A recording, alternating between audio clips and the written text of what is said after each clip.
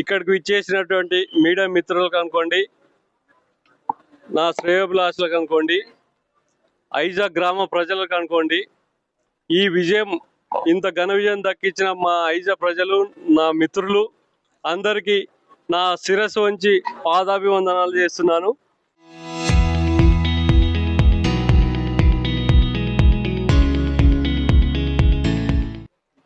ఈరోజు TRS party chairman అభ్యర్థిగా నన్ను ఎన్నుకున్నందుకు నా పైన చాలా భారం కూడా ఉంది.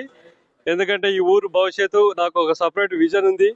ప్రజల సమస్యల పట్ల కానీ, వార్డు సమస్యల పట్ల కానీ నాకు ఒక ప్రత్యేకమైన అవగాహన ఉంది.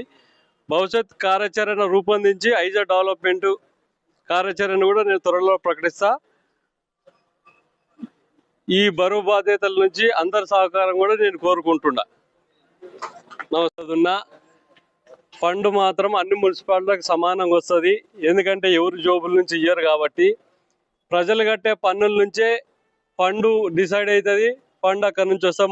మేము ప్రజలు కట్టే ట్యాక్సే మళ్ళీ మున్సిపాలిటీలకు వస్తుంది. కాబట్టి ప్రతిపక్షాలు చెప్పినట్టు ప్రభుత్వం ఏదైనా అభివృద్ధికి నిధులు కేటాయించాల్సిందే, వివిధ మున్సిపాలిటీలకు రావాల్సిందే, మేము డెవలప్మెంట్ చేయాల్సిందే. ప్రభుత్వం వాళ్ళది ఉన్నంత మాత్రాన ఈ డెవలప్మెంట్ ఆగిపోతానడం తప్పు.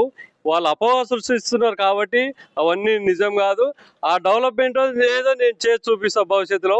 ఎందుకంటే చేసిన తర్వాత చెప్పాలి కానీ ఊరికే మేము చెప్పడం కరెక్ట్ కాదు.